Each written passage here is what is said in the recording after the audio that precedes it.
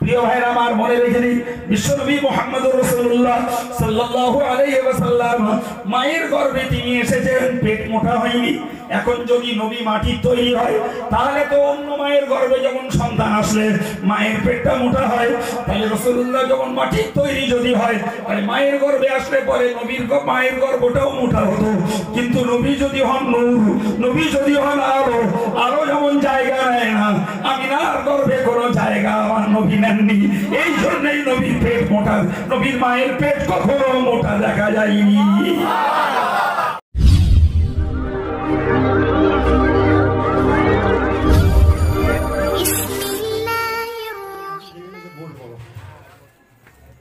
কাঁটা ঘুরলে পালাবো, কপালে থাকে তা দু কথা শোন।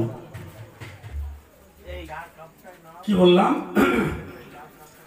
যে রাসূলুল্লাহর অতল সাগর সমতুল্য জীবন ব্যবস্থা, জীবন বৃত্তান্ত থেকে কিছু বলার নিয়েতে আমি ছোট্ট একটু আয়াতের অংশ আপনাদের কাছে পড়েছি। আয়াতটিতে মহান আল্লাহ উল্লেখ করেছেন, কুল, হে নবী তুমি বলো,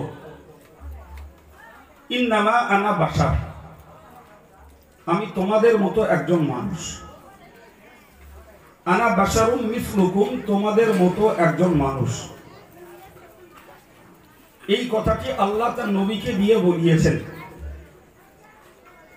কথা বোঝাতে পেরেছি?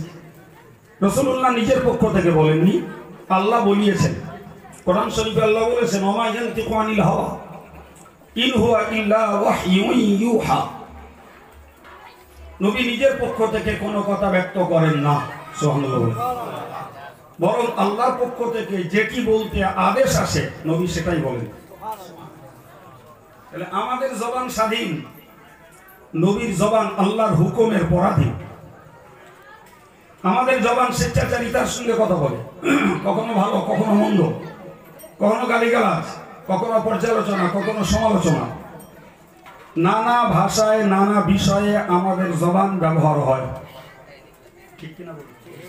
কিন্তু রাসূলের জবানের এই স্বাধীনতা ছিল না। আমাদের জন্যও যদিও স্বাধীনতা নেই, কিন্তু আমরা আমাদের স্বাধীনতা নিজেরা করে নিয়েছি। ঠিক বললাম না ভুল বললাম? নবীকে বলেছেন গান দিতে? হ্যাঁ, নবীকে বলেছেন কারণ নামে মিথ্যা অন্যায় সমালোচনা করতে? নেভার, কখনোই নবী বলেনি। কিন্তু ওগুলো আমরা আমাদের মানসিক স্বভাবে বানিয়ে ফেলেছি। আল্লাহ আমাদের হেফাজত করেন, বলি আমি। সম্মানিত ভাইরা, সুতরাং যে কথাটা আমি আপনাদের কাছে থ্রো করেছি ওটা আল্লাহ তার নবীকে দিয়ে বলিয়েছেন। আবার একবার বলছি কথাটার সরল অর্থ, হে নবী তুমি বলো যে আমি তোমাদের মতো একজন মানুষ। তবে তোমাদের সঙ্গে আমার একটা মৌলিক পার্থক্য, ইউহা ইলাইয়া, আমার কাছে ওহী আসে। ওহী মানে প্রত্যাদেশ, ওহী মানে সিক্রেট মেসেজ, গোপন বার্তা।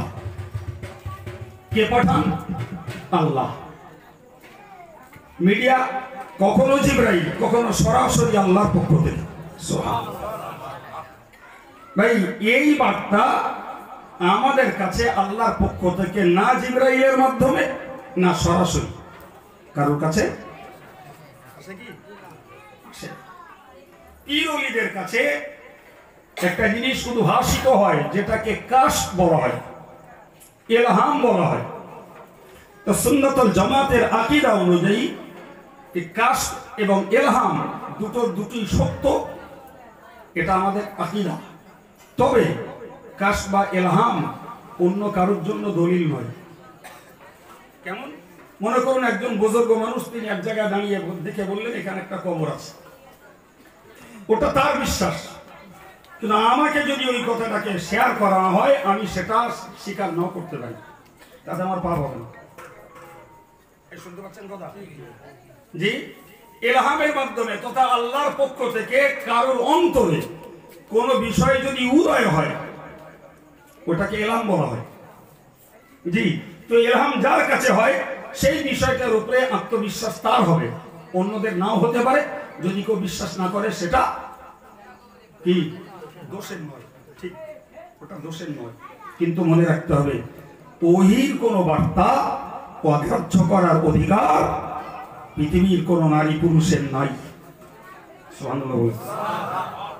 এমনকি বুখারীর হাদিসে এসেছে রুইয়াল আম্বিয়া'i ওয়াহিয়ুন, নবীদের স্বপ্নটাও ওহী। সুবহানাল্লাহ বলেন। আমরা স্বপ্ন দেখতে পারি খেয়ালি, সারাদিন খেলিয়েছে, রাতের বেলা ঘুমিয়েও খেলাচ্ছে, কোনখানে কিচ্ছু না, একদম ধড়মড় করে ঠেলে উঠলো, কি ব্যাপার? বলছে আমার ভাগে তাড়া করেছে। কি ব্যাপার? ধুম করে ঠেলে উঠলো, কি ব্যাপার? বলতে আমার গাছটা ফেলে দিচ্ছে। আমাদের বাচ্চারা আমরা কখনো কখনো এরকম বলি না, বলি আমরা বুড়ো কালেও বলি সাপে তাড়া করেছে, বলি না?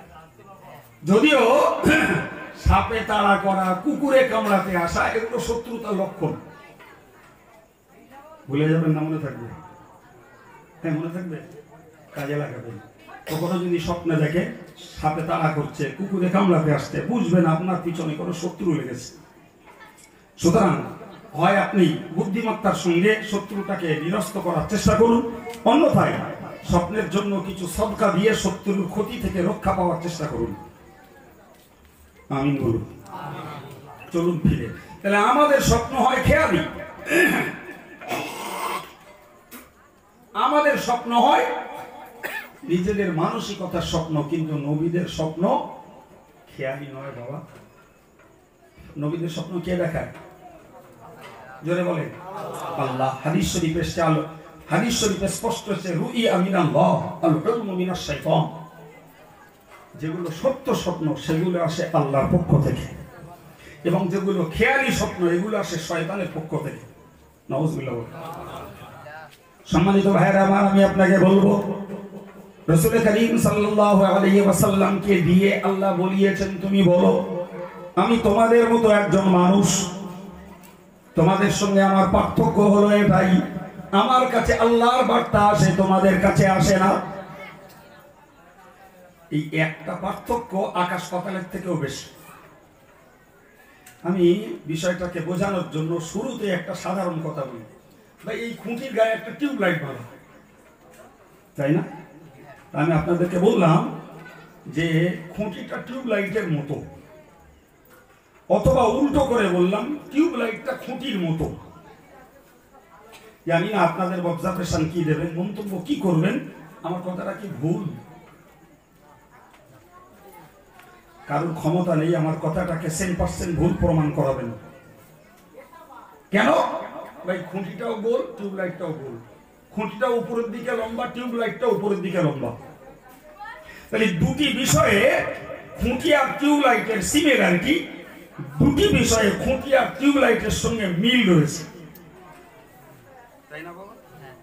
এখন যদি আমার এই কথাটা শুনে কেউ যদি টিউবলাইট মাটিতে পোতে প্যান্ডেল তুলবে বলে, আর এই খুঁটিতে ড্রিল করে ওতে ইলেকট্রিক তার দেয় যদি খুঁটিটা জ্বালাবে বলে, কাজটা জ্ঞানীর না বোকামি? ঠিক না বল? তাই খুঁটিটা টিউবলাইটের মতো, এই কথাটার মিল রয়েছে গোলার্ধে এবং তার দীর্ঘাতে, লম্বাতে, কিন্তু গুণাগুণের মিল খুঁটির এক, টিউবলাইটের আর এক। প্রিয় ভাইরা, আমাদেরও দুটো হাত, নবীরও দুটো হাত, আমাদেরও দুটো পা, নবীরও দুটো পা, আমাদেরও দুটো চোখ, নবীরও দুটো চোখ, আমাদেরও নাকের দুটো ছিদ্র, নবীরও দুটো ছিদ্র, আমাদের দুটি কান, নবীরও দুটি কান, আমাদের একটি মাথা, নবীরও একটি মাথা। তাহলে অঙ্গে প্রত্যঙ্গে অবয়বে নবী যেমন আমরা তেমন, কিন্তু গুণাগুণ নবীর সঙ্গে একটিতেও সারা পৃথিবীর 800 কোটি মানুষের কারোর কোনো মিল নেই, আগেও ছিল না, ফিউচারেও কারোর মিল হবে না। আমার কথার সঙ্গে একমত?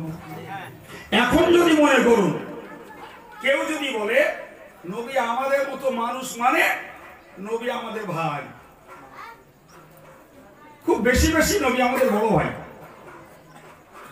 এই কথাটার সঙ্গে একমত হওয়া কি সম্ভব? সম্মানিত ভাই আমার, মনে রেখে দিই, আমি গল্পর কথা বলছি না, কেউ বাস্তবে তথ্যে রয়েছে। আমাদের দেশের কোন মতবাদের লোকেরা তারা বলে নবী আমাদের মতো ভাই, খুব বেশি বেশি বড় ভাই। আমি আপনার কাছে করজোড়ে নিবেদন করে বলবো, এই জাতীয় ব্যক্তিদের কথা থেকে সাবধান হয়ে যান। আবু দাউদ শরীফের হাদিসে স্পষ্ট করে উল্লেখিত রয়েছে, রাসূল বলেছেন আনা লাকুম বিমানজিলাতিল ওয়ালিদ, হে বিশ্ব উম্মতে মুসলিমা, ও বিশ্ব মানব, আমি তোমাদের কাছে পিতার দরজায়। নবী হলেন আব্বার সমতুল্য। হাদিসটা আবু দাউদ শরীফে লেখা আছে, আনা লাকুম বিমানজিলাতিল ওয়ালিদ, আমি তোমাদের কাছে পিতার দরজায়। তোমার পিতা যেমন তোমার কাছে শ্রদ্ধা, তোমার পিতা যেমন তোমার কাছে ভক্তি মর্যাদা, তোমার পিতা যেমন তোমার কাছে দায়িত্বশীল, আমি রাসূলুল্লাহকে মনে রাখো, আমি তোমার পিতার দরজায়। যদিও জন্মদাতা নয়, কিন্তু পৃথিবীর উম্মতেরা হলো রাসূলুল্লাহর কলবি সন্তান। অপরদিকে কোরআন শরীফে মহান আল্লাহ বলেছেন, ওয়া আজওয়াজুহু উম্মাহাতুহুম, হে বিশ্ব উম্মতে মুসলিমা, তোমরা মনে রাখো, নবীর বিবিগণ হলেন তোমাদের মায়ের দরজায়। স্বামী যদি ভাই হয়, স্ত্রী মা হয়। আসতে বলছেন কেন? স্বামী যদি ভাই হয়, স্ত্রী মা হয়। স্বামী ভাই হলে স্ত্রী হয় ভাবি, তাই না? জি। আর স্বামী যদি হয় আব্বা, তাহলে স্ত্রী হবে। নবীকে যারা মানুষ হিসাবে ভাই বলছেন, তারা সম্পূর্ণ কোরআন হাদিসের বিপরীত মত ধারণ করেছেন। কেননা হাদিস বলছে নবী তোমাদের আব্বা, আর কোরআন বলছে নবীর বিবিরা তোমাদের মা। সুবহানাল্লাহ। জি। তাই আমরা নবীকে দেখবো আব্বার চোখে, নবীর বিবিদের সম্মান করব মায়ের দৃষ্টিতে। আমরা শুনেও থাকি উম্মাহাতুল মুমিনিন, এর বাংলা মানে হলো ঈমানদারদের মা। কারা তারা? রাসূলের বিবিগণেরা। সুবহানাল্লাহ। তাহলে প্রথমত একটা মন্তব্য থেকে আমরা বিরত থাকব, যে নবীকে আল্লাহ মানুষ বলে কোরআন শরীফে প্রকাশ করলেও আকারে আকৃতিতে গঠনে আর অঙ্গে প্রত্যঙ্গে নবী মানুষ হলেও গুণাগুণে নবী আমাদের মতো মানুষ। তাই আমার অপর দিকে মনে রেখে দিন, আমি আপনাকে বোঝাবো, বিশ্বনবী মুহাম্মদুর রাসূলুল্লাহ সাল্লাল্লাহু আলাইহি ওয়াসাল্লাম মানুষ হিসাবে পৃথিবীতে এসেছেন, এটা 100%, কোনো সন্দেহ নেই। 100% নবী মানুষ হিসাবে এসেছেন। কিন্তু খুব ছোট কথায় বুঝুন, আমরা হলাম ঈমানদার, আর নবী হলেন আমাদের ঈমান। তার মানে নবীকে বিশ্বাস করলে তবে হওয়া যায় ঈমানদার। কথা বোঝা গেছে? তাই নবী মানুষ আর আমরা মানুষ দুটো সমান। হ্যাঁ, নবী হলেন হুকুমদাতা, আমরা হলাম হুকুম মাননেওয়ালা গোলাম। ঠিক কি না? নবীর এই সিরাতগুলো বুঝুন, মূল্যায়ন করুন। সম্মানিত ভাইরা আমার, মনে রেখে দিন, বিশ্বনবী মুহাম্মদুর রাসূলুল্লাহ সাল্লাল্লাহু আলাইহি ওয়াসাল্লাম মানুষ, আমরাও মানুষ বটে, কোনো সন্দেহের জায়গা নাই। কিন্তু সত্য কথা বলতে গেলে বলতে হয়, নবী সরকার দো আলম সাল্লাল্লাহু আলাইহি ওয়াসাল্লাম জাহান্নাম থেকে মুক্ত করা মানুষ, আর আমরা জাহান্নামে যাওয়ার জন্য কুঁদোকুদি করা মানুষ। ঠিক না ভুল? আমরা অলওয়েজ জাহান্নামে যাওয়ার জন্য রেডি। আল্লাহ আমাদের বাঁচিয়ে দেন, বলুন আমিন। যদিও ধর্মকর্ম কিছু করি, কিন্তু তার ভিতর দিয়ে লিকেজ, এখানে লিক, ওখানে ছিদ্র, ওখানে ফাটা, ওখানে ফুটো আছে না নাই? আর এছাড়া ধর্মহারা লোক যারা, তাদের ভিতরে তো ফুটো ফাটা ছিদ্রের অভাব নেই, আছে। এই অপকর্মগুলো যাদের দ্বারাতে হয়ে পড়ে, এরা তো 100% জাহান্নামেরই উপযুক্ত। আর নবী জাহান্নাম থেকে মুক্ত করার জন্যই পৃথিবীতে এসেছেন। নবী মানুষ আর আমরা মানুষ কখনো সমান হয়? আমরা ঈমান আনি, আশহাদু আল্লা ইলাহা ইল্লাল্লাহ ওয়া আশহাদু আন্না মুহাম্মাদান আবদুহু ওয়া রাসূলুহু। আমরা সাক্ষ্য দিচ্ছি আল্লাহ এক, আরো সাক্ষ্য দিচ্ছি মুহাম্মদ হলেন মেসেঞ্জার অফ আল্লাহ, তিনি আল্লাহ পাকের বার্তাবাহক দূত। রাসূল ঈমান এনেছেন, আশহাদু আল্লা ইলাহা ইল্লাল্লাহ ওয়া আশহাদু আন্নী মুহাম্মাদুর রাসূলুল্লাহ। আমি সাক্ষ্য দিচ্ছি আল্লাহ পাক এক, এবং আমি মুহাম্মদ হলাম আল্লাহর রাসূল। তাহলে আমাদের ঈমান আনার ভাষা আর নবীর ঈমান আনার ভাষা এক হলো? জি প্রিয় ভাইরা, আপনি এমন করে কত অ্যাঙ্গেলে দেখবেন যে নবীর সঙ্গে রয়েছে আমাদের প্রত্যেকটা ক্ষেত্রে ক্ষেত্রে পার্থক্য আছে না নেই?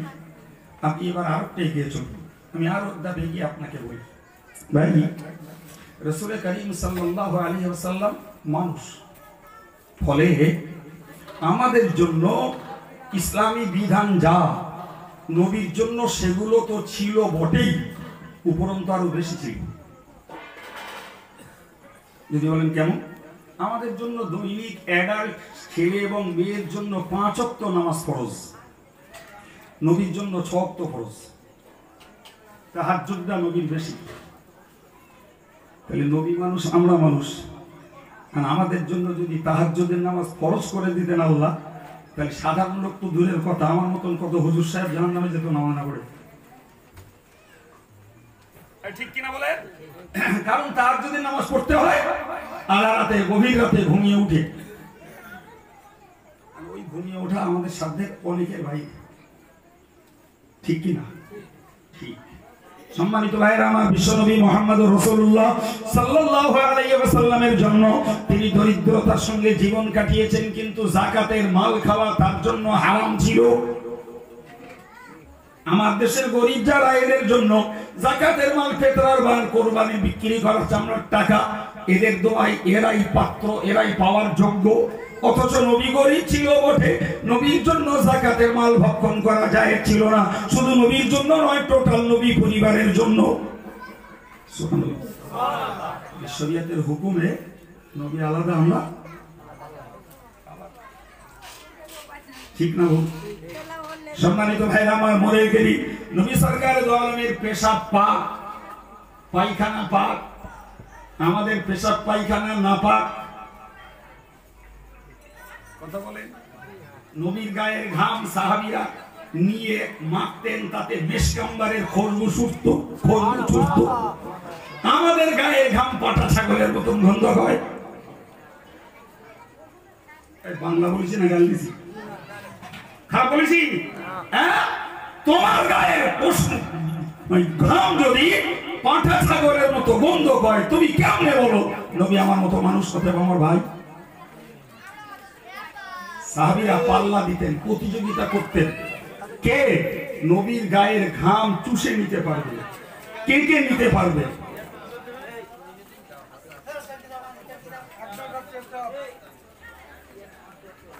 আচ্ছা, আমরা থেমে যাই ভাই, ছেলেরা বলছে বলুন।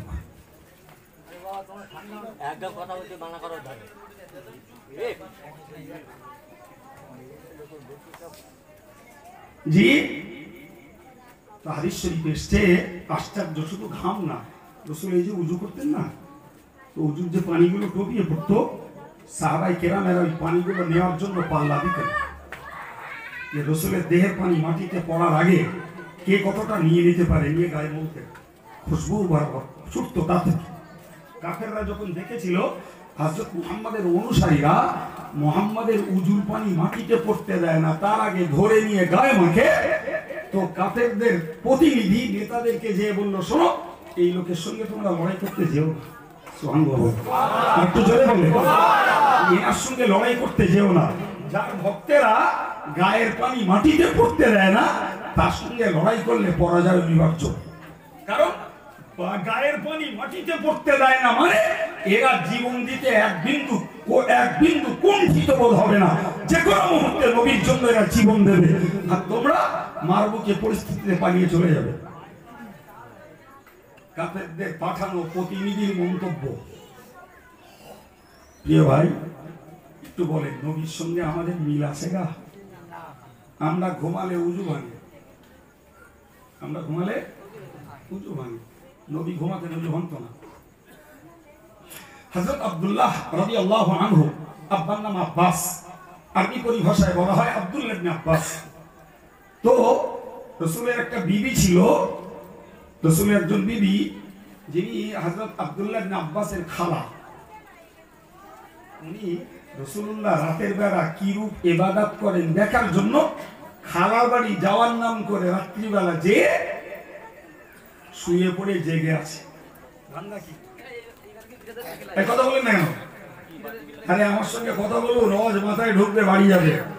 ধান্দা হলো জেগে থেকে দেখবো রসুল রাতের বেলা কোন কোন টাইমে কি কি ইবাদত করে। তো খালার কাছে যাওয়ার ব্যাপারে অনুমতির অপেক্ষা, কারণ খালার বাড়ি, তাই না? উনি গেছেন, এশার নামাজ কালাম পড়ে শুয়ে পড়েছেন, জেগে আছেন। রাসূলুল্লাহ এশার নামাজ পড়ে এলেন, এসে 2-4 রাকাত নামাজ পড়লেন, পড়ে শুয়ে পড়লেন। শুয়ে পড়ার পরে আবার রাত্রিতে উঠেছেন, উঠে আবার নামাজ পড়তে শুরু করেছেন। উনি বলছেন আমিও উজু করে রসুলের পাশে যে বাম দিকটা দাঁড়ালাম। তো ইমাম আর মুক্তাদি যদি দুজন হয়, হাদিসের নিয়ম হলো তাকে ডান দিকে দাঁড়াতে হবে। রাসূলুল্লাহ বাম হাত দিয়ে হযরত আব্দুল্লাহর মাথাটাকে ঘুরিয়ে পিছন দিক দিয়ে ডান দিকে করে দিলেন। তুমি নামাজ পড়ে কমপ্লিট করে নিলেন, রাসূল আবার শুয়ে পড়লেন। হাদিস শরীফে এসেছে হাত্তা গাতিতাহু, হাত্তা সামিয়া গাতিতাহু ওয়া খাতিতা। রাসূলুল্লাহ ঘুমিয়ে নাক ডাকাচ্ছিলেন, আব্দুল্লাহ ইবনে আব্বাস শুনলেন। তো নাক ডাকার ঘুম মানে কি? হালকা ঘুম না গভীর ঘুম? রাসূল গভীর ঘুম ঘুমিয়েছেন, ঘুমিয়ে উঠলেন, ফজরের আযান হয়েছে, উঠে নামাজ পড়া শুরু করলেন। হযরত আব্দুল্লাহ ইবনে আব্বাস বললেন, ইয়া রাসূলুল্লাহ, আপনি এমন ঘুম ঘুমালেন, আপনার নাক ডাকলো, অথচ আপনি ওযু না করে নামাজ পড়লেন। রাসূলুল্লাহ বললেন, তানামু আইনান ওয়াল কলবু ইয়াকযান। আল্লাহ পাকের নবী বললেন, ও আব্বা, ও আব্দুল্লাহ, তুমি কি জানো আমার চোখ ঘুমায়, অন্তর জেগে থাকে। চিল্লে বলুন, আমার অন্তর কখনো ঘুমায় না, তোমাদের চোখও ঘুমায়, মনও ঘুমায়। এই জন্য ঘুমের ঘরে তোমার উযু ভঙ্গের কারণ ঘটেছে কিনা জানতে পারো না, ফলে নিশ্চিত হওয়ার জন্য তোমাদেরকে উযু করতে হয়। যেমন তো আমার অন্তর পাহারাদার, আমার অন্তর রীতিমতো জানে আমার উযু ভঙ্গের কোনো কারণ ঘটেনি, ফলে আমার জন্য ঘুমানোর পরে উযু করা ফরজ নয়, কিন্তু বাকিদের জন্য উযু করা ফরজ। ছেলেরা, জওয়ানেরা, মুরব্বীরা, সমবয়স্ক ভাইয়েরা, পর্দার মায়েরা, আমার কথাটা কতটা আপনাদের রেডারে ধরা পড়ছে জানি না। জি, কেন মায়েরা একটু সুরই ভালোবাসে, এত জ্ঞানের কথা ভালো লাগে না। একটা ঘটনা বলবে, উতি টাইম পাস হয়ে গেল। যতটা পারেন চেষ্টা করুন কথাগুলোকে ধরা। আব্দুল কাইয়ুম সময় নষ্ট করা ওয়াজ করে না, যে কটা কথা বলছে একদম হাদিসের নির্যাস। তাহলে রাসূল যদি আমাদের মতো মানুষ হতো, তাহলে রাসূলকেও ঘুমিয়ে উঠে উযু করতে হতো। কথা ঠিক না ভুল? জি, সম্মানিত ভাইরা, একজন সাহাবী নামাজে চঞ্চল হয়েছেন, অস্থির। হাদিস শরীফে এসেছে, বুখারী রিওয়ায়াত, উসকুনু ফিস সালাহ, তোমরা নামাজে শান্ত হও। যত নামাজি নামাজে শান্ত, ধীরতা, স্থিরতা অবলম্বন করবে, তত সেই নামাজ আল্লাহর কাছে প্রিয় হবে। পিচ্চুল গুলুম, গাজল গুলুম, মশা মারল তো কামান দায় মতন দাবড়া দিলুম, এতে অন্য কিছু হয় না, নামাজের মনোযোগটা নষ্ট হয়। জি, কত লোককে দেখলুম নামাজ পড়ে পড়ে দাঁড়িতে পাক ধরে গেছে, নামাজ পড়তে পাশে গিয়ে দাঁড়ানো, দেখে দিল কেটে গেছে। গল্প বলছি না বাস্তব বলছি? এমনও মুসল্লি দেখা যায় দেখছে, 35-36 বছরের লোক রোজা রেখেছে, বুঝলে, জীবনে রোজা করি। কোন দাদির কাছে ফতোয়া শিখেছে, থুতু খেলে রোজা হয়ে যায়। আর রোজা রাখা মানে খালি পেট, তো আর খালি পেট মানে গ্যাস বেশি হবে, অ্যাসিডিটি বেশি বাড়বে, আর ফ্যাস ফ্যাস করে থুতু খাবে। আর দেখেছে জুমার দিনে নামাজ পড়তে, জীবনে নামাজ পড়তে দাঁড়িয়েছে, 2 বন্ধু গায়ে গায়ে। তো একজন দাঁড়িয়েছে, গালে থুতু এসছে, তো যাচ্ছে মসজিদের দক্ষিণ দিকে জানলায় থুতু বেরোতে, এরকম করে বেঁধে যাচ্ছে, তারিমা বেঁধে যাচ্ছে, থুতু বেরোতে। এখানে দাঁড়িয়ে সেটা বলতে নিয়েতে যাচ্ছে, নিয়েটা রেখে দাও।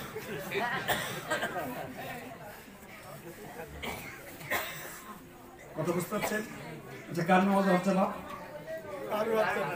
কারণ হচ্ছে, জি, এটা হলো শিশু বেলায় ইলমে দ্বীন হাসিল না করার ফল। বুড়ো বয়সে শেখা আর আমল করা দুটো একসঙ্গে হয় না। শেখাটা সময় শিখতে হয়, আমলটা গোটা জীবন করতে হয়। ঠিক না বল? জি। তো ভাই, নামাজের জন্য বিধান হলো ধীর স্থির ভাবে একাগ্র চিত্তে নামাজ পড়ো। এক বেচারা রাসূলের সাহাবী নামাজ পড়তে দাঁড়িয়েছেন, পিছলে চঞ্চল অস্থির হয়েছে।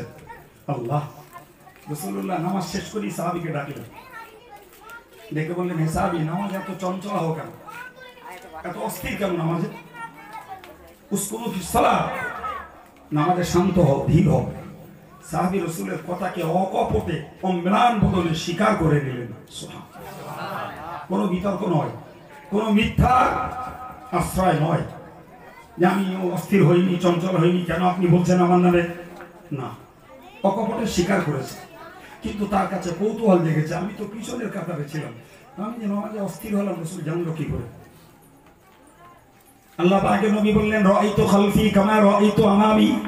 ও সাহাবী, আমি আমার সামনের দিকটাই যেমন দেখি, পিছন দিকটাও তেমন দেখি।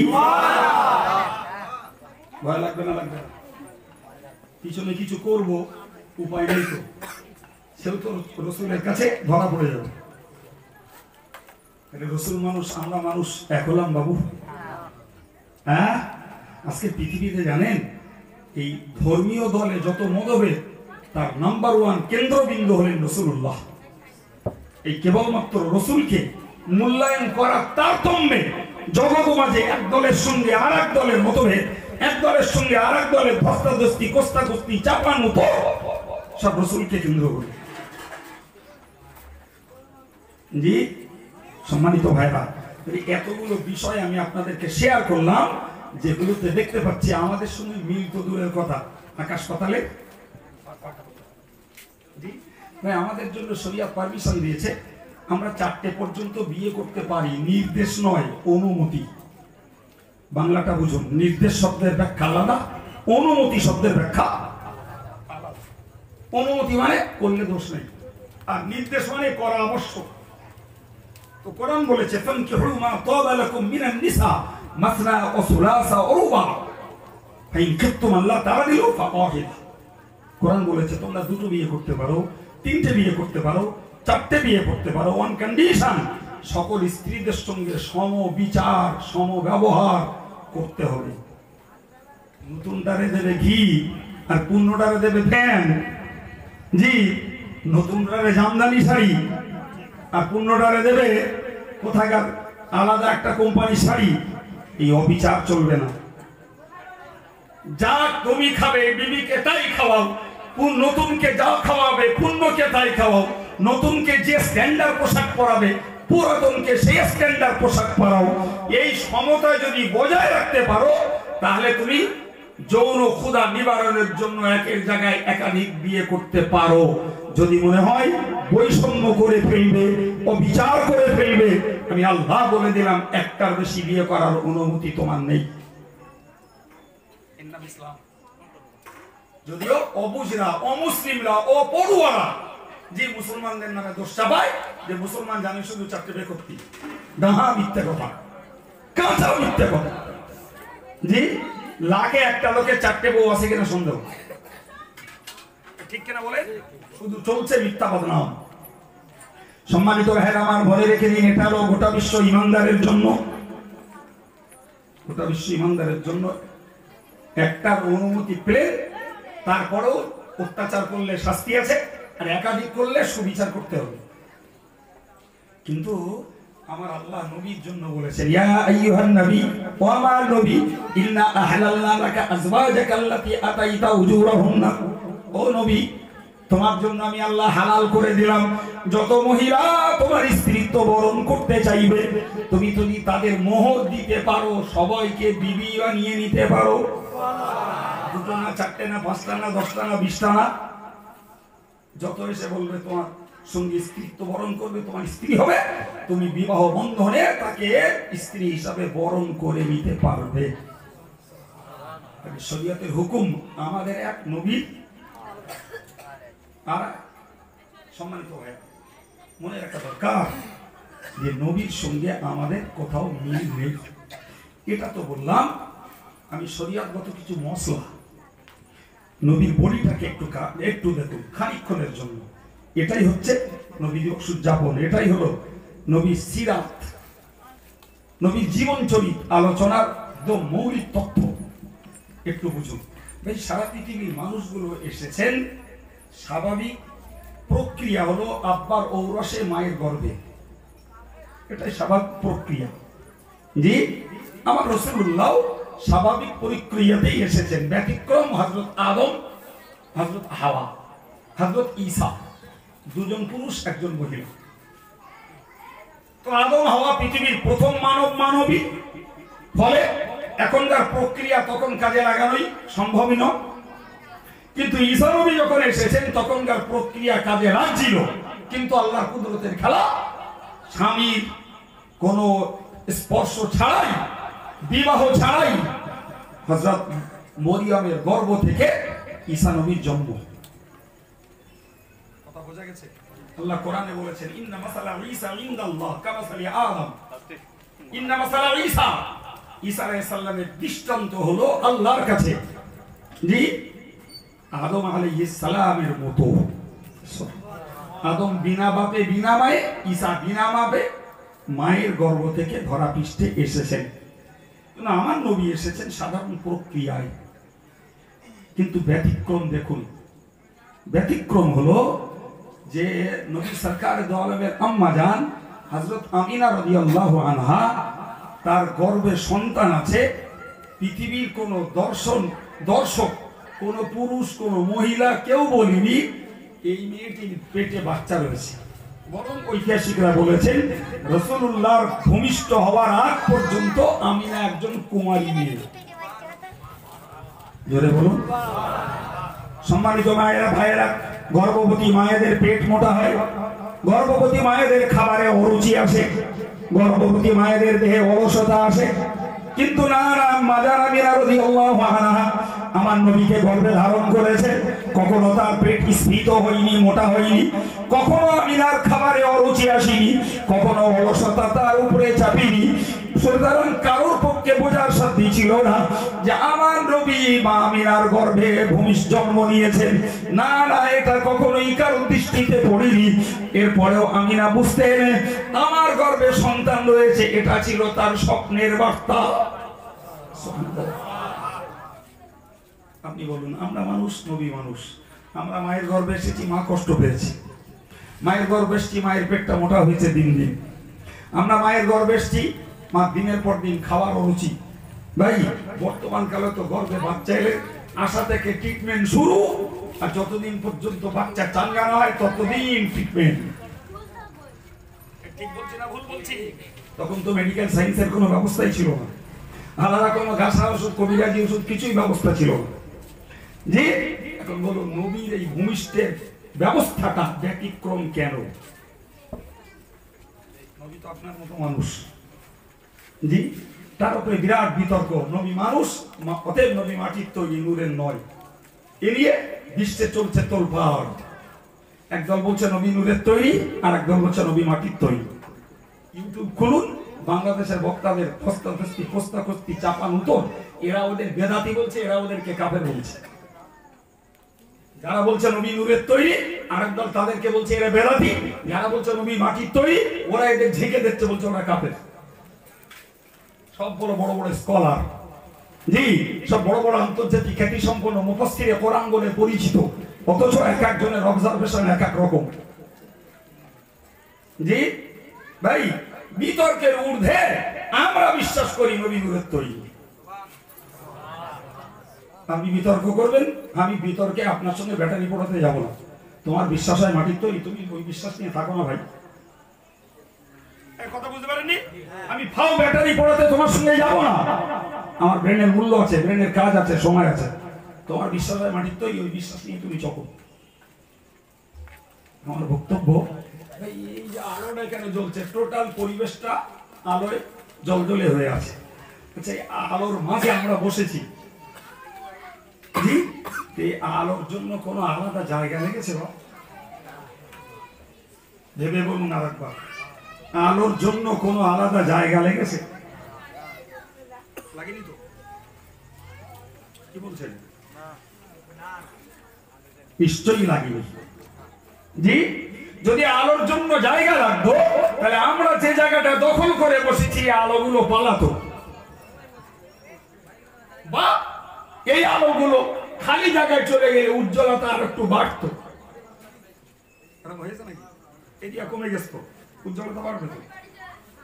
প্রিয় ভাইরা আমার, মনে রেখে দিন, বিশ্বনবী মুহাম্মদুর রাসূলুল্লাহ সাল্লাল্লাহু আলাইহি ওয়াসাল্লাম মায়ের গর্ভে তিনি এসেছেন, পেট মোটা হয়নি, এখন যদি নবী মাটির তৈরি হয় তাহলে তো অন্য মায়ের গর্ভে যখন সন্তান আসলে মায়ের পেটটা মোটা হয়, তাহলে রাসূলুল্লাহ যখন মাটির তৈরি যদি হয় তাহলে মায়ের গর্ভে আসলে পরে নবীর মায়ের গর্ভটাও মোটা হতো। কিন্তু নবী যদি হন নূর, নবী যদি হন আলো, আলো যেমন জায়গা নেয় না, আমিনার গর্ভে কোনো জায়গা আমার নবী নেননি। এই জন্যই নবীর পেট মোটা, নবীর মায়ের পেট কখনো মোটা দেখা যায়নি। কথা বোঝাতে পেরেছি? অবুঝ নেই তো? নবী মায়ের গর্ভে ছিলেন 8 মাস 12 দিন। কদিন ছিল? 8 মাস 12 দিন। আমরা সাধারণত জানি আমার মায়েরা বলে 10 মাস 10 দিন। ওটা ভুল। অ্যাকচুয়াল মেডিকেল সায়েন্সের বক্তব্য হলো 280 দিন, তার মানে 40 সপ্তাহ। কখনো কখনো তারাই বলে 42 সপ্তাহ হয়ে যায়, 42 সপ্তাহ 294 দিন। জি, আর 280 দিন মানে ভাই 3 9 27 270, তার মানে 9 মাস 10 দিন। মারা কি বলে 10 মাস 10 দিনের না আছে মেডিকেল সায়েন্সের সাপোর্ট, না রয়েছে ইসলামী শরীয়তের সাপোর্ট। ওটা মেইলি ফতোয়া। মেডিকেল সায়েন্সের ফতোয়া হলো 9 মাস 10 দিন 280 দিন। কখনো কখনো 41 সপ্তাহ 42 সপ্তাহ লেগে যায়, তার মানে 287 দিন 294 দিনও একটা বাচ্চা মায়ের গর্ভে থাকতে পারে। আজকে যদিও সিজারের যুগ, সুতরাং যে ডেট দেয় ডেট পার হলেই কেটে কুটে 10 মাস। ঠিক না ভুল? হযরত ইমাম শাফি রাহমাতুল্লাহ আলাইহি মায়ের গর্ভে ছিলেন 2 বছর। কদিন? একটু জোরে বলতে ভয় লাগছে। 2 বছর।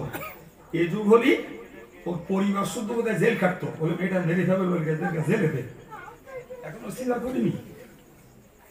ইসলামের বক্তব্য হলো একটা বাচ্চা তার মায়ের গর্ভে, মায়ের গর্ভ থেকে ভূমিষ্ঠ হতে পারে উইদিন 6 মান্থ, নিচে হলো 6 মাস, আর ঊর্ধ্বে হলো 2 বছর। সুবহানাল্লাহ বলেন, একটু জোরে বলেন। তাহলে 6 মাসের মাথায় যদি কোনো নববধূর গর্ভ থেকে বাচ্চা আসে, কোরআনের ফর্মুলা অনুযায়ী ওই বাচ্চাটাকে ওই স্বামীর ঔরসের বলে পরিবার সমাজ এক চান্সে মেনে নেবে। আমি আমার লাইফে দুটো বিচার করেছি, এরকম বিচার দুটো বিচার করেছি। জি, তো পরিবারের সবার বক্তব্য হলো যে অন্য জায়গা থেকে লোড হয়ে গেছে। আর আমি কোরআন হাদিসের তথ্য দিয়ে বললাম যে বাচ্চা হয়েছে 7 মাসে, মানে 100% 7 মাসে বাচ্চা হতে পারে, এটা ইসলামের অবজারভেশন। জি, স্বার্থের বিরুদ্ধে গেলে ফতোয়া, ফতোয়া ততক্ষণ। জি, যদি হুজুরের ফতোয়া, হুজুরের বক্তব্য আমার পক্ষে আসে, হুজুরের ফতোয়ার বক্তব্য যদি বিপক্ষে যায়, তাহলে হুজুরের একদিন আমার একদিন। এই হচ্ছে আমাদের মুসলমানিত্ব। হুজুর আমি যা করি করতে দাও, তুমি এমনি অস করে বাড়ি যাও, তুমি ভালো। হ্যাঁ, আমি যা করি ওটাকে যদি ঘাবেছো, তাহলে এমনিতে তোমার আর জায়গা নেই। এই তো হলো আমাদের মুসলমানিত্ব। সম্মানিত ভাইরা আমার, মনে রেখে দিন, বিশ্বনবী মুহাম্মদুর রাসূলুল্লাহ সাল্লাল্লাহু আলাইহি ওয়াসাল্লাম মায়ের গর্ভে ছিলেন 8 মাস 12 দিন। আমি একদম চূড়ান্ত ঐতিহাসিক তথ্য বলছি। রাসূলুল্লাহ মায়ের গর্ভে জন্ম নিয়েছিলেন 1 রজব, বৃহস্পতিবার। ভুলে যাবেন? মনে থাকবে ইনশাআল্লাহ, বলেন একটু। জি, 1 রজব বৃহস্পতিবার নবী মায়ের গর্ভে জন্ম নিলেন। সুবহানাল্লাহ।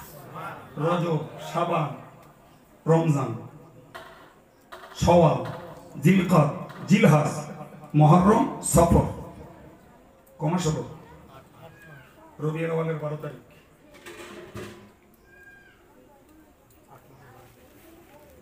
কমাস হলো। তো রাসূলুল্লাহ মায়ের গর্ভে এসেছেন, ওটা জন্ম। পৃথিবীতে এসেছেন, ওটা ভূমিষ্ঠ। এই যেদিন রাসূলুল্লাহ ভূমিষ্ঠ হবেন, আম্মাজান আমিনা বলছেন আমি এত দরিদ্র যে ওই দিন আমার ঘরে আলো জ্বালবার মতো তেলটুকু ছিল না। আমি অন্ধকার আচ্ছন্ন ঘরে শুয়েছি। আমি রাতের বেলা স্বপ্ন দেখছি, কে যেন আমায় বলছে, আমিনা তুমি এখনো ঘুমাচ্ছ? আল্লাহ পাকের রক্ষিত সম্পদ, গুপ্ত ধন এই মুহূর্তে ধরা পৃষ্ঠে প্রকাশ পাবে, তুমি এখনো ঘুমাচ্ছ। সুবহানাল্লাহ। আর একটু জোরে বলুন। হযরত আম্মা জান আমিনা বলে ওই স্বপ্নের অব্যবহিত পরেই আমার ঘুম ভেঙে গেল। ঘুম ভাঙতেই চেয়ে দেখলাম গোটা ঘরটা আলোয় ঝলমল করছে। ভাইরা আমার ভালো করে বুঝিয়ে বলুন, আমরা ইলেকট্রিকের যুগের মানুষ। রাতের বেলা একলাই এক ঘরে শুয়েছি, সমস্ত লাইট গুলো অফ করে দিয়ে ঘুম ভাঙতে দেখে যদি আলো জ্বালে একটু গা চপচপ করবে কিনা, অথবা আলো জ্বেলে শুয়েছি, আচমকা ইলেকট্রিক অফ হয়েছে, অন্ধকার, ঘুম ভেঙেছে, একটু গা চপচপ করবে কিনা। সুতরাং আলো থাকতে অন্ধকার হলে ভয় লাগে, আর অন্ধকার অবস্থায় শুয়ে আলো জ্বললেও ভয় লাগে। ফলে আম্মা জান আমিনা তিনি একজন মানুষ, মানবীয় ভয় তার লেগেছে ঘরটা উজ্জ্বল দেখে। ঠিক ওই সময় মেয়েরই কণ্ঠে কেন একজন বলল, আমিনা তুমি ভয় পেও না, ভয় পাওয়ার কিছু নেই, পরিচয় নাও, আমি এসেছি রুহানি হালাতে, আমি ফেরাউনের জান্নাতি স্ত্রী আসিয়া। আরেকজন বললেন আমি ঈসার মা মরিয়ম। জোরে বলুন সুবহানাল্লাহ। যাদেরকে দেখতে পাচ্ছ এরা হলেন জান্নাতের হুরের দল। ও আমিনা তোমার গর্ভ থেকে বিশ্বনবী ধরা পৃষ্ঠে আগমন করবেন, তারই নার্সিং করার জন্য আল্লাহ আমাদের পাঠিয়েছে। আমরা যখন জন্ম নিয়েছিলাম তখন টেমি জানতে হলো, এখনকার ছেলেরা জন্ম নিচ্ছে ইলেকট্রিক ঘরে।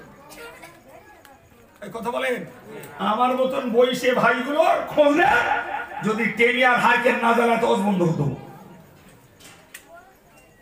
জি, আর নবীর ঘরে টিভি জ্বালতে হয়নি, ল্যাম্প জ্বালতে হয়নি, ইলেকট্রিক লাইটের ব্যবস্থা না।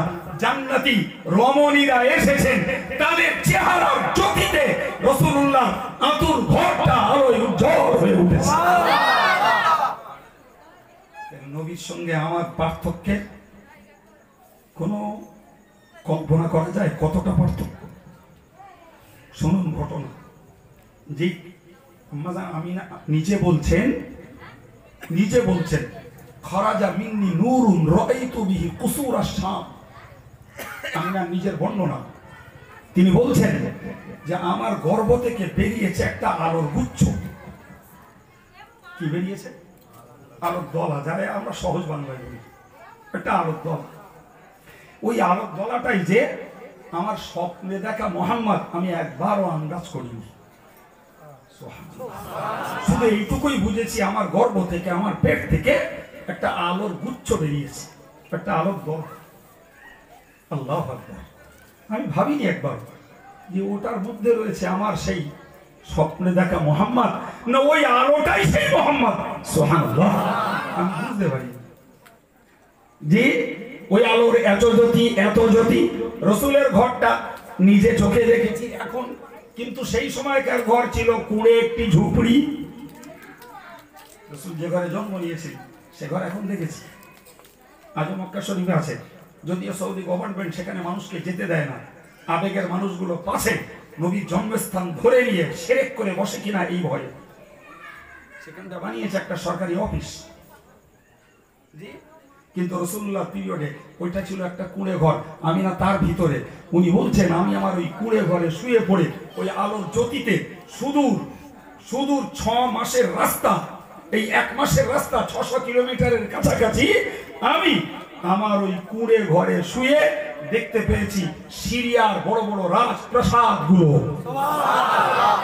মুহাদ্দিসরা, হাদিসের ব্যাখ্যাকাররা লিখেছেন যে আম্মা জান আমিনা ওই আলোর জ্যোতিতে দেখেছেন শাম দেশের তথা সিরিয়ার বড় বড় রাজপ্রাসাদ। এর অর্থ হলো রাসূলের প্রচারিত ইসলাম, রাসূলের জীবন দশাতেই ইসলামের জ্যোতি শাম দেশেও জ্বলে উঠবে।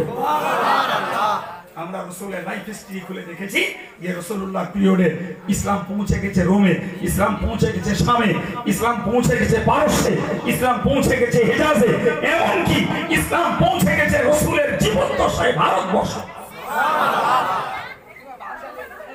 সম্মানিত ভাই, রাসূলুল্লাহ দরবারে একজন লোক বসেছে,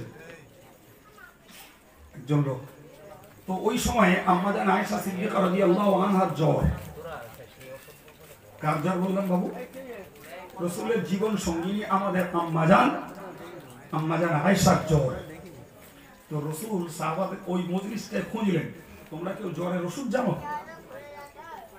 জি, একজন লোক উঠে দাঁড়ালেন, বলল হুজুর আমি জ্বরের ওষুধ জানি, একটা গাছলা ওষুধ।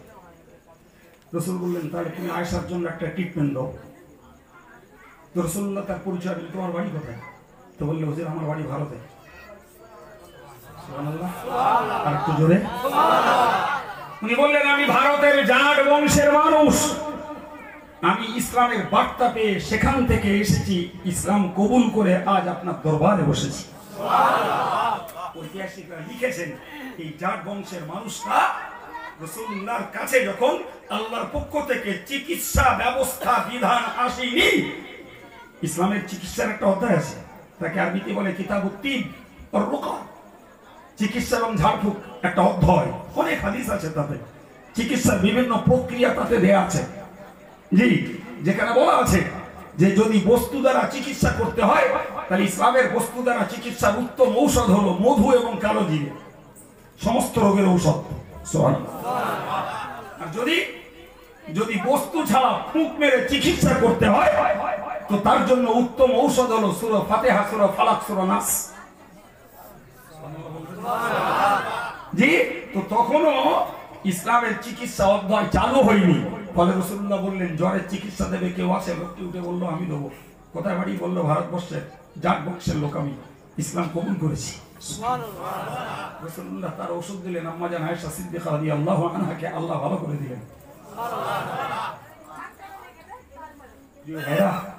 আমার বক্তব্য আমি আপনাকে বোঝাতে চাইছি, আমাদের দেশে ছড়িয়ে আছে ইতিহাস যে সিন্ধু উপত্যকা থেকে, জি, রাজা কাসিমের সময় থেকে ইসলাম কবুল হয়েছে। নেভার, ওটা চলমান ইতিহাস, কিন্তু ইসলামের সত্য ইতিহাস হলো রসুলের জীবদ্দশাতেই ভারতবর্ষে ইসলামের বার্তা চলে এসেছে এবং মুসলমান হয়েছে। বরং বলা যায় তার আগেও চলে যান পাঞ্জাবের ব্রাসে, দেখে আসুন এক জায়গায় 12 জন নবীর মাজার রয়েছে। গেছেন কোন সময়? আমি গেছি। অযোধ্যায় মাজার রয়েছে হযরত নবী শীস আলাইহিস সালাতু ওয়াস সালাম। জি, সম্মানিত ভাইরা, তাহলে ভারতবর্ষ বহু প্রাচীন ইসলামের পীঠস্থান। আজকে যদিও হিং চক্র দিয়ে এর মেরিটটাকে চেঞ্জ করে হিন্দু রাষ্ট্রে পরিণত করার চক্রান্ত চালানো হচ্ছে, আল্লাহ জানেন ভবিষ্যৎ কোথায়। কথা পৃষ্ঠে কথা বলতে যে বলে ফেললাম, এ ব্যাপারে আর বলবো না। চলে আসুন, আমি যে কথা আপনাকে শোনাচ্ছিলাম যে বিশ্বনবী মুহাম্মদুর রাসূলুল্লাহ সাল্লাল্লাহু আলাইহি ওয়াসাল্লাম তিনি মায়ের গর্ভ থেকে এসেছে। আর আম্মা জান আমিনা বলছেন একটা আলোর দ্বারা বেরিয়েছে, যে আলোর জ্যোতিতে তিনি সিরিয়া পর্যন্ত দেখতে।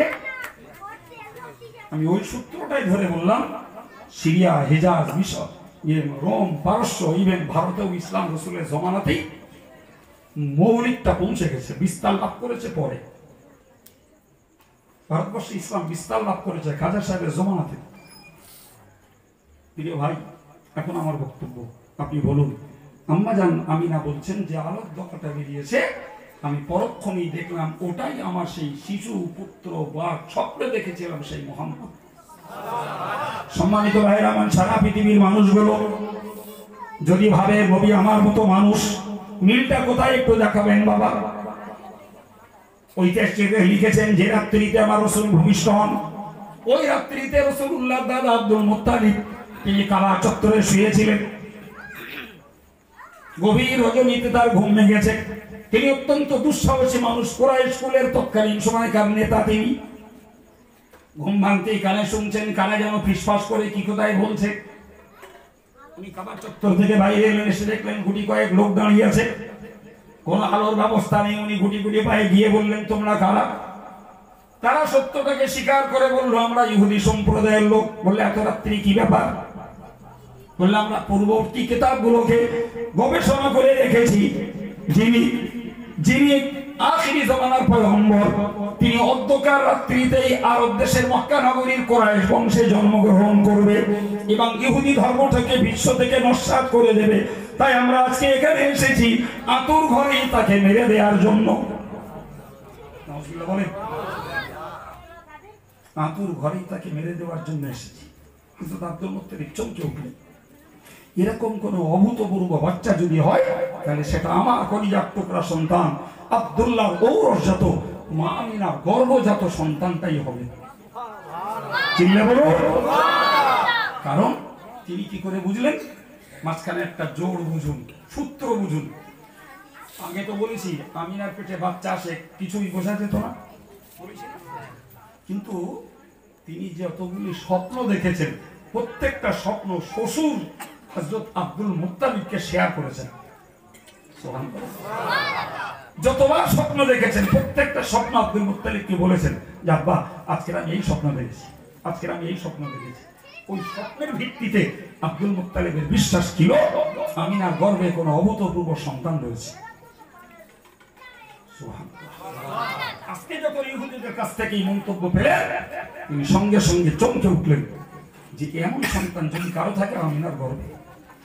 উনি চাতুরতা করলেন কি, ধরে নিন কুরাইশ বংশটা 1/2 কিলোমিটার লম্বা এরিয়া ধরে বসবাস করে। উনি রসুলের ঘরটা যেদিকে ওই দিকটায় না দেখিয়ে দিয়ে উল্টো দিকটা দেখিয়ে দিলেন, বললেন ওই দিকটা কুরাইশ বংশ, ওইদিকে গিয়ে খোঁজ করুন। মিথ্যাও বলেননি, সত্যও বলেননি। মিথ্যা বলেছে? সত্য বলেছে? সত্যও বলেননি। যে উনি ওই দিককে ফাড়িয়ে দিয়ে চটজলদি চলে গেলেন আমিনার ঘরে। একলা তো আমিনা ঘরের ভিতরে, বাইরে থেকে ডাকলেন আমিনা। হযরত আম্মা জান আমিনা রাদিয়াল্লাহু আনহা ওই সময় জবাব দিয়ে বলেছিলেন, ও আব্বা জান, আমি এই মাত্র একটি শিশু পুত্রের মা হয়েছি। হযরত আব্দুল মুত্তালিব আরো যেন সাবধানিত হয়ে গেলেন। তিনি একটাই বার্তা দিলেন, আমিনা সাবধান হয়ে যাও, এই বাচ্চার শত্রু এই মহল্লাতে ঢুকে পড়েছে, তুমি সাবধান থাকো। আমি বাইরে পাহারাদারিতে রয়েছি, কোনো বিপদ সংকেত বুঝলে অবশ্যই তুমি আমাকে ডাক করলেই সহযোগিতায় পেয়ে যাবে।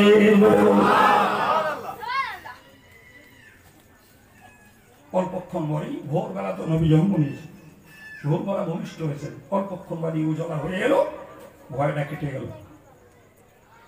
জি আমার বক্তব্য, পৃথিবীর কোন মানুষটা আছে গা যার আগাম বার্তা এসেছে আর সে ভালো বলে লোক ওয়েট করছে ওই লোকটার কাছে মুড়িদ হবো, আর মন্দ বলে লোক ছুরিতে ধাপ দিয়ে গেছে আসলি কচুকাটা করবো?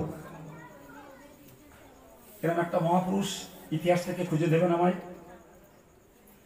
আছে কারণ জানা বাবা? আমি পড়তে বেশি পারিনি, যে একটা অধ্যায় পারি আমার নজরে নেই। এই ব্যতিক্রম কেন? কেন এই ব্যতিক্রম? সম্মানিত ভাই, রাসূল করিম সাল্লাল্লাহু আলাইহি ওয়াসাল্লাম অসাধারণ গুণাবলী নিয়ে আল্লাহর পক্ষ থেকে ধরা পৃষ্ঠে এসেছেন। তাহলে দেখছি মশলাগতভাবে তার সঙ্গে আমাদের মিল নেই, জন্মসূত্রে তার সঙ্গে আমাদের মিল নেই। যে দৈহিক সূত্র বুঝবেন, একটু একটা দুটো দৈহিক সূত্র বুঝুন। তাই আমাদেরও দেহ নবীরও দেহ, তাই নাকি? হ্যাঁ, হাত পা চক্কান না আমার যেমন নবীরও তখন। নবীর চিন্তা চেতনা সর্বক্ষণ মানব জীবনে শান্তি প্রতিষ্ঠা করা, আর আমাদের চিন্তা চেতনা সবসময় কোথায় কাটি মেরে কুটকুট করে ঝগড়া ঝাঁটি দ্বন্দ্ব কলহ মারামারি কাটাকাটি করারও। নবীর বেনেরা আমাদের বেরেন এক, নবীর চোখ আর আমাদের চোখ এক। নবী সাহাবাদের নিয়ে বসে আছেন, আমি চোখের ঘটনা আগে দুটো বলেছি, একটা বলেছি নবীর চোখ ঘুমায় অন্তর ঘুমায় না, বলেছি না? আর একটা কি বলেছি, নবীর সামনে যেমন দেখে পিছনে তেমন দেখে। আমাদের চোখ এর আমাদের কি আছে আর যাবে না, খেল শেষ। জি নবীর কান, নবী সাহাবাদের নিয়ে বসা। হঠাৎ করে রাসূলুল্লাহ সাহাবাদের জিজ্ঞাসা করলেন, হে সাহাবীরা, তোমরা কেউ কি কোনো আওয়াজ শুনতে পেয়েছো? সাহাবারা বললেন, হুজুর আপনি কিসের আওয়াজ বলছেন? তো আমরা তেমন কোনো উল্লেখযোগ্য আওয়াজ শুনতে পাইনি। নবী বললেন, আমি একটা আওয়াজ শুনতে পেয়েছি। বলে কিসের আওয়াজ? জি আল্লাহ পাকের হাবিব বলেছিলেন, ও সাহাবীরা তোমরা মনে রাখো, এখান থেকে 70,000 বছর পূর্বে আল্লাহ পাক জাহান্নামের মুখ থেকে একটা পাথর ছেড়েছিলেন। পাথরকে জাহান্নামের গভীরতা বোঝার জন্য 70,000 বছর পরে ওই পাথরটি এইমাত্র জাহান্নামের তলায় যেয়ে পৌঁছেছে। আমি নবী তার আওয়াজ সকানে শুনতে পেয়েছি। একটা পাথর নিচের দিকে ছেড়ে দিলে কত গতিতে যাবে, আর 70,000 বছর চললে কোথায় যেয়ে পৌঁছাবে? বলেন বলেন, তার আন্দাজ মাথায় করবেন, মিটারে করবেন, কম্পিউটারে করবেন, হ্যাঁ ফিগারে আসবে না ভাই, আসবে ফিগারে মোটেই আসবে না। ওই জাহান্নাম, ওই গভীরতা পাপিষ্ট পাপাচারদের দিয়ে ভর্তি করার জন্য। ও কথা কোন জায়গায়? আমার নবী সিরাত বলতে যে আমি আপনাকে আজকে শোনাচ্ছি যে নবীর কানের পাওয়ার আর আমাদের কানের পাওয়ার আকাশ পাতালের পার্থক্য বললে মনে হয় কম হয়ে যাবে। হ্যাঁ, তাহলে নবীর অঙ্গ প্রত্যঙ্গ আর আমাদের অঙ্গ প্রত্যঙ্গের গুণাগুণ এক। হ্যাঁ ভাই, এখন তো মাস্ক পরার পিরিয়ড। এই যে আমরা বসে আছি উইদাউট মাস্কে সরকারের চোখে একটা অপরাধ, ঠিক না? মাস্ক পরিনি, সোশ্যাল ডিস্টেন্স বজায় রাখিনি, সরকারের চোখে একটা অপরাধ। জি, আমি একটা আজকে কাজের জন্য একটা অফিসে গেছিলাম, তো আমার পাশেই একজন ভদ্রলোক বিনা মাস্কে অফিসটা ঢুকলো, তো তারা যেন দেখলাম কুত্তার মতো বাইরে বার করে দিল সংশ্লিষ্ট অফিসাররা। আমার মনে মনে হচ্ছিল আল্লাহ করোনা এদের দেখতে পাচ্ছে না, ওদের আগে হওয়ার দরকার। একটা মানুষ ভুলবশত আসতেই পারে। আরে বাবা, কেউ যদি খালি মুখে আসে, তা তুই যতই আল্লাহরে বিশ্বাস না করিস, মেডিকেল সায়েন্স তুই বিশ্বাস করিস যদিও, তাহলে আসলেই সংক্রামিত হবে, তাই তো হাওয়ায় তো সবার করোনা হয়ে যেত।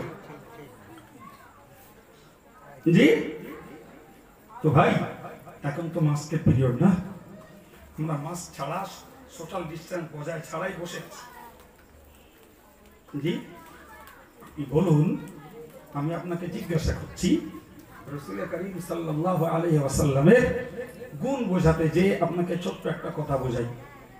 জি, তো এই যদি মাস্ক পরার পিরিয়ডে নিঃশ্বাস বাদ দিয়ে কারণ গায়ে যদি একটু থুতু পড়ে, ইচ্ছা করে দেওয়া হয়নি, অনিচ্ছায় পড়েছে, কি মনে হচ্ছে ছাড় দেবে বা? জি, অন্যায় স্বীকার করতে হবে, হয়তোবা মানে সাবান কিনে দিতে হবে ধুয়ে দেওয়ার জন্য, তারপরে হয়তো বমি করবে কিনা সন্দেহ। একদিন দেখছিলাম খবরে, কোন এক ভদ্রমহিলা শপিং মলে ঢুকে মাল কিনতে যে হেঁচেছে, সেই হাসির বিনিময়ে 1000 টাকার মাল সব ফেলে দিচ্ছে। ঠিক করে আর একটু হেঁচে আসিস। জি, আল্লাহ পাক নবী সাল্লাল্লাহু আলাইহি ওয়াসাল্লাম পেঁয়াজ কেনার কথা বলতে যে আমি কথাটাকে শুধু রুইয়ে দিলাম বোঝানোর জন্য। রাসূলুল্লাহর একজন সাহাবী এলেন রাসূলুল্লাহর কাছে, ইয়া রাসূলুল্লাহ, সিঁড়ির থেকে পড়তে যে ক্ষয়িষ্ণু চাঁদের আলো, ঝাপসা চাঁদের আলোয় ধাপ চিনতে পারিনি, পড়ে যে পাটায় লেগেছে। রাসূলুল্লাহ গালে থুতু নিলেন, একটু লাগিয়ে দিলেন। সাহাবী বলছেন, আমার ভালো পাটার তুলনায় ভাঙা পাটা আরো বেশি শক্তিশালী হয়ে গেল। রাসূলুল্লাহ একদিন দরবারে খোঁজ করলেন, আলী কোথায়? একজন সাহাবী বললেন, হুজুর, আলীর চোখের রোগ হয়েছে, আলীর চোখে প্রচন্ড ব্যথা, যারা আমার দেশে বলে চৌকুটা, হাদিসের ভাষায় বলে রমাদুন, চোখ উঠেছে আলীর। রাসূল বললেন, আলীকে ডাকো। আলীকে ডাকা হলো। রাসূল বললেন, আলী কি খবর? বলে, ইয়া রাসূলুল্লাহ, আমার চোখের যন্ত্রণা, আমি কষ্ট পাচ্ছি, চোখে আমার ঘা হয়েছে, পিছুটি হচ্ছে, নানা ধরনের চোখ জাতীয় রোগ জাতাই হয়েছে। রাসূলুল্লাহ গালে থুতু দিলেন, চোখে লাগিয়ে দিলেন। সেখানে বসেই মুহূর্তের ভিতরে হযরত আলীর চোখের সমস্ত ব্যাধি দূর হয়ে দৃষ্টি শক্তি ভরা উজ্জ্বল চোখ ফিরে এলো। তাহলে আমাদের থুতু লোকের গায়ে লাগলে সাবান দিয়ে ধুতে হয়, উপরন্ত অন্যায় স্বীকার করতে হয়। আপনি নবীর থুতু সাহাবারা গায়ে মেখেছে, উপরন্ত নবীর থুতুতে ছিল শেফা, ঔষধ, ওটা মেডিসিন, রোগের জন্য ব্যবহার হয়েছে, রোগ সেরে গেছে। ভাই, তো আল্লাহ শুকরিয়া, নবীকে চেনানোর জন্য কথা। নবীর লাইফ আমি শুরুতেই বলেছি সাগর সমতুল্য, মনে আছে? শাস্ত্ররা বলেছি সাগর সমতুল্য। তার থেকে সূচের আগা পরিমাণ আপনাদের কাছে একটু বিতরণ করলাম। জি ভাই, এখন আপনি বলুন, আমি যে আয়াতটুকু পড়েছিলাম তারই তাফসীর করতে যে এত কথা বললাম, নবী মানুষ, আমরা মানুষ, দুটো কথার পার্থক্য। এ পর্যন্ত যা আল্লাহ শোনার বলার তৌফিক দিয়েছেন, তাতে আমাদের বুঝতে আর বাকি আছে? নবী ভাই চিল্লে বলুন, নবী ভাই নয়। নবী অঙ্গে আমাদের মতো মানুষ, গুণে আমাদের মতো নন। জি, আর একটা সাইড ছোট্ট করে বলি, আমার ফরজ টাইম শেষ। এখন চলছে মোস্তাক টাইম, কখন যে ব্রেক ডাউন করবো জানি না। কর্তৃপক্ষকে বলছি বক্তা রেডি রাখো। ভাই কি বললাম, আর একটা সাইড, রাসূলুল্লাহর এমন কিছু গুণাগুণ রয়েছে যে গুণাগুণগুলো অভূতপূর্ব। এগুলো তো আছে জি, তারা যারা এই গুণগুলো থাকা সত্ত্বেও নবীকে আমাদের মতো মানুষ মনে করেছে, নিশ্চিত এরা নবীর প্রতি জুলুমবাজি করেছে। এরা নবীর প্রতি জুলুমবাজি করেছে। উল্টো দিকে বুঝুন, নবী সরকার দো আলম সাল্লাল্লাহু আলাইহি ওয়াসাল্লাম নিজে ব্যক্তিগতভাবে আলিমুল গায়ব নন, অদৃশ্যের জ্ঞানী নবী নন, তবে আল্লাহ যতটা জানিয়েছেন ততটা জেনেছেন। এটাই হলো পৃথিবীর সুন্নাতুল জামাতের আকীদা, এটাই হলো মুজাদ্দিদে জামান ফুরফুরা পিরসাদ কিবলার আকীদা, এটাই হলো বশিরাত আল্লামা হুজুর রাহমাতুল্লাহ আলাইহির আকীদা। যে নবী সরকার দো আলম সাল্লাল্লাহু আলাইহি ওয়াসাল্লাম তিনি ব্যক্তিগতভাবে অদৃশ্যের জ্ঞানে জ্ঞানী নন, তবে আল্লাহ যতটা জানিয়েছেন ততটা জেনেছেন। আরবিতে ওকে বলে আলিমুল গায়ব। আমাদের দেশের একদল মতবাদের লোক রয়েছে, তারা নবীকে আলিমুল গায়ব বলে। যেমন রাসূলুল্লাহ মদিনা থেকে সব শুনতে পায়, রাসূলুল্লাহ মদিনা থেকে সব দেখতে পায়, এই জাতীয় কথা। রাসূলুল্লাহ প্রচুর পরিমাণে ভবিষ্যৎবাণী করেছেন, যে ভবিষ্যৎবাণীগুলি বর্তমানে আমরা দেখছি একের পর এক অ্যাপ্রোপ্রিয়েট হচ্ছে, সহজ বাংলায় খেটে যাচ্ছে। যে এই জাতীয় বিষয়গুলোকে নিয়ে তারা বলতে চেয়েছে এই কথাই, আহাদ এবং আহমাদ মিলে এক হয়েছে। মাঝে মাঝে কবিতায় গজলে বলে শোনেন না, আহাদ আহমাদ মিলে একাকার হয়েছে। আহাদ মানে আল্লাহ আর আহমদ মানে রাসূলুল্লাহ। আহমদ হলো রাসূলুল্লাহর নাম, আহমদ মানে চরম প্রশংসাকারী। আর আমরা জানি আমার নবীর নাম মুহাম্মদ, আসমানে আমার নবীর নাম আহমদ, আর ধরা পৃষ্ঠে নবীর নাম মুহাম্মদ। মুহাম্মদ মানে প্রশংসিত, সবাই যার প্রশংসা করে, আর আহমদ মানে প্রশংসাকারী, তার মানে সবার থেকে যিনি আল্লাহর প্রশংসা বেশি করেছেন তার নাম আহমদ। আপনাদের আমাদের গ্রামের আহমদ না বলো, সে তো ভুলেও একবার আল্লাহর নাম নেয় না। কি ঠিক বললুম না ভুল বললুম? ভুলেও হয়তো জীবনে আলহামদুলিল্লাহ পড়েছে কিনা সন্দেহ, অথচ নাম আহমদ। তাহলে আমার নবীর আসমানি নাম কি আর জমিনের নাম মুহাম্মদ, মানে প্রশংসিত, যাকে লোকে প্রশংসা করে, আর আহমদ মানে যিনি আল্লাহ প্রশংসা করেছেন। তাহলে আহাদ মানে আল্লাহ আর আহমদ মানে রাসূলুল্লাহ। তার মানে তাদের বক্তব্য হলো যে আল্লাহ এবং রাসূল মিলে একাকার হয়ে গেছে। চিল্লে বলুন নাউজুবিল্লাহ। আমাদের বক্তব্য লা ইউমকিনু সানাউ কামা কানা হাক্কুহু বাদা খুদা বুজুর্গ তুই কিসায়ে মুখতাসার। কবি বলেছেন, ও নবী তুমি যে প্রশংসার উপযুক্ত, যে গুণে গুণান্বিত, ওই প্রশংসার ওই গুণ প্রকাশ করার যোগ্যতা আমাদের নেই, আমাদের দ্বারাই সম্ভব নয়। তবে তোমার ব্যাপারে মৌলিক এই কথাটাই বলতে পারি, গোটা সৃষ্টির ঊর্ধ্বে এবং আল্লাহ পাকের পরেই হলো তোমার দরজা। সকল সৃষ্টির ঊর্ধ্বে, সকল জ্ঞানের জ্ঞানী নবী, সকল বিজ্ঞানের বিজ্ঞান নবী, সকল গবেষকের গবেষক নবী, সকল ধার্মিকের ঊর্ধ্ব ধার্মিক নবী, সকল যোদ্ধার সেরা যোদ্ধা নবী, সারা পৃথিবীর সকল রাষ্ট্রনায়কের সেরা রাষ্ট্রনায়ক রাসূলুল্লাহ, সারা পৃথিবীর শ্রেষ্ঠ সংসারী মানুষ রাসূলুল্লাহ, সারা পৃথিবীর শ্রেষ্ঠ মানবতার মানুষ রাসূলুল্লাহ। সুতরাং সর্বগুণে রাসূলুল্লাহ মানুষের ঊর্ধ্বে।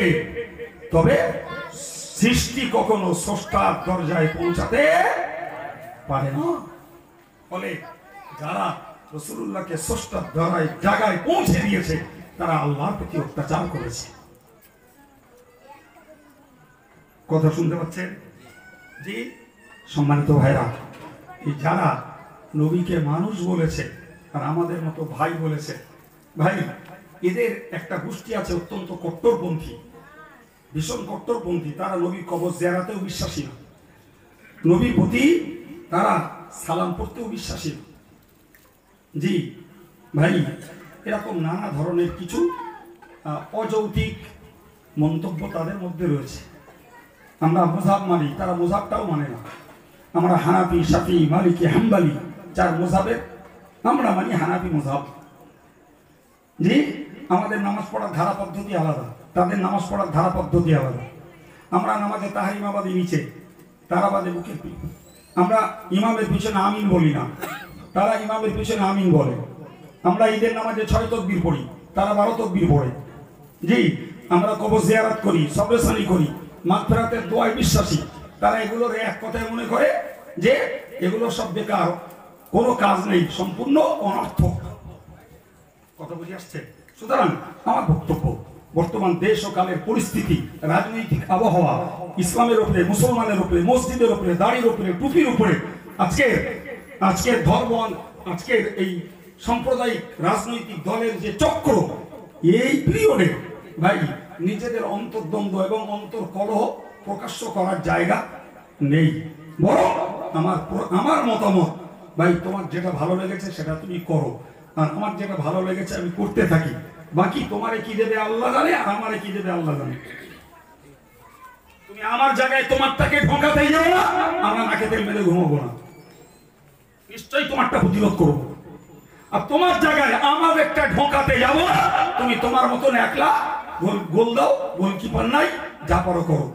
তবে বর্তমান জমানায় প্রকাশ্য ডিবেটিং, বিতর্ক, মানুষের সঙ্গে মুখ বলা বলি, সত্যি সত্যি এই জমানায় আর মানানসই নেই। কথা ঠিক বলছি না ভুল বলছি? সতর্ক হয়ে যান ভাই। আমাদের বিশ্বাস আমাদের জায়গায় রাখি, চেষ্টা করি।